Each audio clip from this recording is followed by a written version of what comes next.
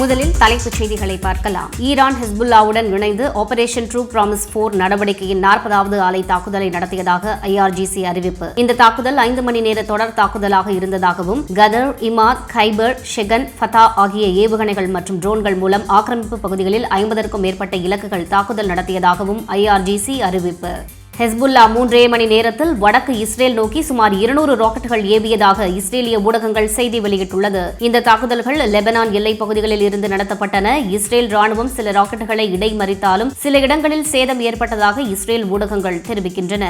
Hezbollah Israel மீது நடத்தும் புதிய தாக்குதலுக்கு தேவோட் ஸ்ட்ரா, அதாவது மென்று தின்னப்பட்ட வைக்கோல் என பெயரிடப்பட்டுள்ளது. மெக்காவை நோக்கி வந்த யானைப்படை இறைவனின் உதவியால் எப்படி மென்று தின்னப்பட்ட வைக்கோல் போல மாறியது என்பதை புனித குரானின் சூரா அல்-ஃபில் விளக்குகிறது. அந்த நிகழ்வை நினைவூட்டி இஸ்ரேலிய ஆக்கிரமிப்பு படைகளுக்கு இறைநீதி வழங்கப்படுவதை குறிக்கும் வகையில் இந்த பெயர் வைக்கப்பட்டுள்ளதாக ஹெஸ்புல்லா அறிவிப்பு.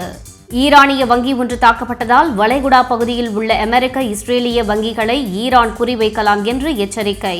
ஓமானின் சலாலா துறைமுகத்தில் எண்ணெய் சேமிப்பு வசதிகள் மீது ட்ரோன் தாக்குதல். இந்த தாக்குதல் ஈரானிய ட்ரோன்களால் நடத்தப்பட்டதாக கூறப்பட்டாலும் ஈரான் இது தங்களால் நடத்தப்படவில்லை என்று மறுத்துள்ளது. நட்பு நாடான ஓமானில் இந்த தாக்குதல் நடந்திருப்பது மிகுந்த சந்தேகத்தை எழுப்புகிறது என்று IRGCயின் மத்திய தலைமையக செய்தி தொடர்பாளர் கதம் அல்-அன்பியா தெரிவிப்பு. அமெரிக்க அதிபர் டொனால்டு டிரம்ப் ஈரானுடனான போர் விரைவில் முடியும் என அறிவிப்பு. அமெரிக்க ஈரானிய இலக்குகளுக்கு கணிசமான சேதம் ஏற்படுத்தியுள்ளது. இனி அங்கு தாக்குதல் நடத்த ஒன்றுமே இல்லை என்று கூறிய சில மணி நேரங்களுக்கு பிறகு இன்னும் ஈரானில் முடிக்க வேண்டிய சில காரியங்கள் இருக்கிறது. நான் விரும்பும் போது எப்போது வேண்டுமானாலும் முடிக்கலாம் என்று பத்திரிகையாளரிடம் டொனால்டு டிரம்ப் தெரிவிப்பு.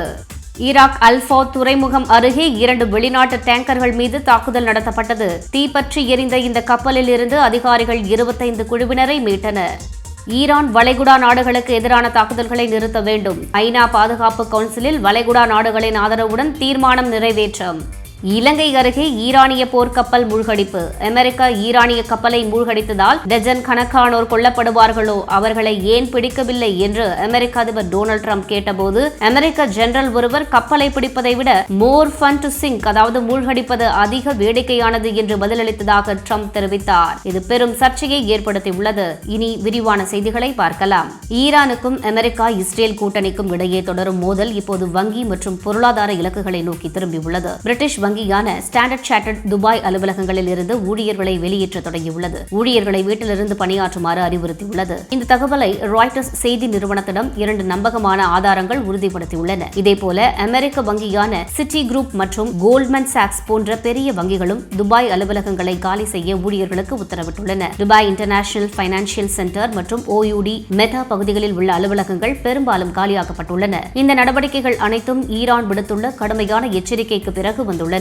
ஈரானின் கதம் அல்-அன்பியா ராணுவ தலைமையகத்தின் செய்தி தொடர்பாளர் இப்ராஹிம் ஜோல் ஃபஹாரி புதன்கிழமை அளித்த அறிக்கையில் கூறியதாவது, அமெரிக்க ராணுவமும் கொடூர ஜியோனிஸ்ட் ஆட்சியும் தோல்வியடைந்த பிரச்சாரத்திற்கு பிறகு எங்கள் வங்கியை குறிவைத்துள்ளனர். டெஹ்ரானில் உள்ள பேங்க் சபா நிர்வாக கட்டிடம் மீது இரவு நேரத்தில் தாக்குதல் நடத்தப்பட்டது. இது சட்டவிரோதமான மற்றும் அசாதாரணமான போர் செயல். இதனால் பிராந்திய பகுதி முழுவதும் அமெரிக்க மற்றும் ஜியோனிஸ்ட் ஆட்சியுடன் தொடர்புடைய பொருளாதார மையங்கள், வங்கிகள் மற்றும் நிதி நிறுவனங்களை குறிவைக்க வேண்டிய நிலை ஏற்பட்டுள்ளது. மேலும் பொதுமக்களுக்கு கடுமையான எச்சரிக்கை விடுத்த அவர், அமெரிக்கா அல்லது இஸ்ரேலிய நிதி நலன்களுடன் தொடர்புடைய வங்கிகளை தவிர்க்கவும், அவை பதிலடி நடவடிக்கைகளில் இலக்காகலாம். குறைந்தபட்சம் 1 கிலோமீட்டர் தொலைவுக்கு அப்பால் இருங்கள் என்று கூறினார். ஈரானிய அரசு ஊடகங்கள் இதை வெளியிட்டுள்ளன. ஐக்கிய அரபு எமிரேட்ஸ், குறிப்பாக துபாய், கடந்த 2 தசாப்தங்களாக உலகின் மிக முக்கிய நிதி மையங்களில் ஒன்றாக உயர்ந்துள்ளது. நூற்றுக்கணக்கான சர்வதேச வங்கிகள், சட்ட நிறுவனங்கள், முதலீட்டு நிறுவனங்கள், சொத்து மேலாண்மை நிறுவனங்கள் இங்கு செயல்படுகின்றன. ஸ்டாண்டர்ட் சார்ட்டர்ட் வங்கி UAE-யில் கணிசமான இருப்பை கொண்டுள்ளது. HSBC, JP Morgan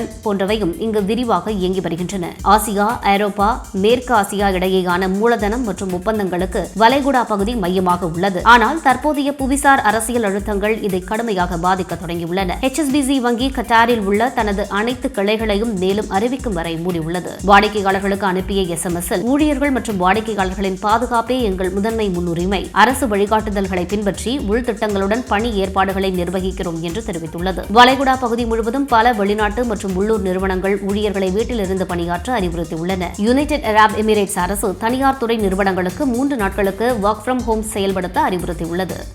அமெரிக்க அதிபர் டொனால்டு டிரம்ப் புதன்கிழமை ஆக்சியோஸ் செய்தி நிறுவனத்திற்கு அளித்த சுருக்கமான தொலைபேசி நேர்காணலில் மிக முக்கிய அறிக்கை ஒன்றை வெளியிட்டார். ஈரானுடனான போர் விரைவில் முடியலாம் என்று அவர் தெரிவித்தார். அமெரிக்க ராணுவ நடவடிக்கைகள் ஈரானிய இலக்குகளுக்கு கணிசமான சேதத்தை ஏற்படுத்தியுள்ளன என்றும் கூறினார். 5 நிமிட அழைப்பில் டிரம்ப் கூறியதாவது, சிறிது இதுவும் அதுவும், நான் விரும்பும் போது எப்போது வேண்டுமானாலும் முடிக்கலாம். போர் சிறப்பாக நடக்கிறது. நாம் கால அட்டவணையை விட முன்னேறியுள்ளோம். 6 வார காலத்தில் எதிர்பார்த்ததை விட அதிக சேதம் செய்துள்ளோம். மேலும் ஈரானில் practically nothing left to target, அதாவது கிட்டத்தட்ட தாக்குவதற்கு எதுவும் இல்லை என்று அவர் வலியுறுத்தினார். போர் விரைவில் முடியும் என்றும் தனது விருப்பப்படி முடிவுக்கு கொண்டு வரலாம் என்றும் தெரிவித்தார். ஆனால் இதற்கு முற்றிலும் மாற்றமான கருத்துக்கள் இஸ்ரேலிய தரப்பிலிருந்து வெளியாகியுள்ளன. இஸ்ரேலிய பாதுகாப்பு அமைச்சர் இஸ்ரேல் காட்ஸ் கூறியதாவது, போருக்கு எந்த கால வரம்பும் இல்லை. தேவைப்படும் வரை அனைத்து இலக்குகளையும் அடைந்து முடிவான வெற்றியை பெறும் வரை தொடரும். அமெரிக்கா மற்றும் இஸ்ரேலிய அதிகாரிகள் ஈரானில் உள்ள இலக்குகளுக்கு எதிராக குறைந்தது 2 வாரங்கள் தாக்குதல்கள் தொடரும் என தயாராகி வருவதாக தெரிவித்துள்ளனர். ட்ரம்ப் கால அட்டவணை குறிப்பிட மறுத்த நிலையில் இஸ்ரேல் நோ டைம் லிமிட், எந்த கால வரம்பும் இல்லாமல் தொடரும் என்று வலியுறுத்தியுள்ளது. இதற்கிடையே ஹார்முஸ் நீர் இணைப்பு பகுதியில் பதற்றம் உச்சத்தை எட்டியுள்ளது. உலகின் மிக முக்கிய எண்ணெய் போக்குவரத்து பாதையான இந்த நீர் இணைப்பில் ஈரான் கண்ணி வெடிகளை பதிக்க தொடங்கியதாக அமெரிக்க உளவு தகவல் தெரிவித்துள்ளது. எண்ணிக்கை குறைவாக இருந்தாலும் நிலைமை நெருக்கமாக கண்காணிக்கப்படுகிறது. ட்ரம்ப் ஆக்சியோஸிடம் கூறியதாவது, செவ்வாயன்று அமெரிக்க தாக்குதல்கள் 16 ஈரானிய கண்ணி வெடி பதிக்கும் படகுகளை அழித்தன. இது முக்கிய நீர்ப்பாதையில் ஈரானின் தயாரிப்புகளை சீர்குலைத்தது என்று வாஷிங்டன் தரப்பு கூறுகிறது.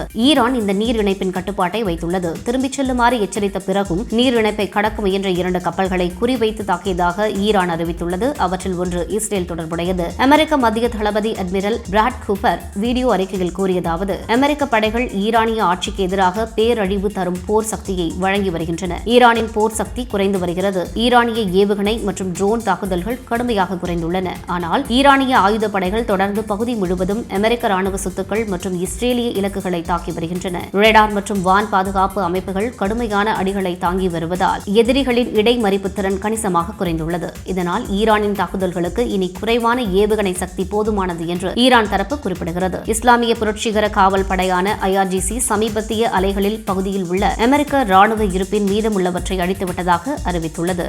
ஈரான் வெளியுறவு அமைச்சக செய்தி தொடர்பாளர் இஸ்மாயில் பஹாயி லெபனான் ஊடகமான அல் மயாதீனுக்கு அளித்த பிரத்யேக நேர்காணலில் ஈரானின் பதிலடி நடவடிக்கைகள் குறித்து விரிவாக பேசியுள்ளார். இஸ்மாயில் பகாயி கூறியதாவது, ஈரான் அமெரிக்க இஸ்ரேலிய ஆக்கிரமிப்புக்கு முழு வலிமையுடனும் முழு தயார் நிலையுடனும் பதிலடி கொடுத்தது. இந்த பதிலடி முழுவதும் உள்நாட்டில் உருவாக்கப்பட்ட திறன்களை மட்டுமே நம்பியது. எந்த வெளிநாட்டு உதவியும் இல்லாமல் எங்கள் சொந்த ஏவுகணை மற்றும் ட்ரோன் தொழில்நுட்பத்தால் துல்லியமான தாக்குதல்களை நடத்தினோம். மேலும் வளைகுடா நாடுகளை குறிவைத்ததாகவும் பரவும் தகவல்கள் கடுமையாக மறுத்தார். அது தவறான கதை, பொய்யான பிரச்சாரம் என்று கூறினார். எங்கள் தாக்குதல்கள் வளைகுடா நாடுகளை இலக்காக கொள்ளவில்லை. மாறாக அந்த நாடுகளில் உள்ள அமெரிக்க சொத்துக்கள் மற்றும் அமெரிக்க தளங்களை மட்டுமே குறிவைத்தோம். அவை அமெரிக்க சொத்துக்கள் என்பதால் ஈரானிய ஆயுதப்படைகள் ஜியோனிஸ்ட் பகுதியிலும் அமெரிக்கர்கள் பயன்படுத்தும் தளங்கள் மற்றும் வசதிகளிலும் தாக்குதல்கள் நடத்தினர். ஆக்கிரமிப்புடன் தொடர்புடைய அமெரிக்க தளங்கள் மற்றும் வசதிகளை தாக்குவது பதிலடி சட்டகத்திற்குள் வருகிறது. இது சர்வதேச சட்டத்தின்படி எங்கள் தற்காப்பு உரிமை என்று வலியுறுத்தினார். கிடைத்த விரிவான தகவல்கள் மற்றும் ஆதாரங்கள் இலக்குகள் துல்லியமாக தாக்கப்பட்டதை உறுதிப்படுத்தியுள்ளன என்று கூறினார். அமெரிக்கா மற்றும் இஸ்ரேல்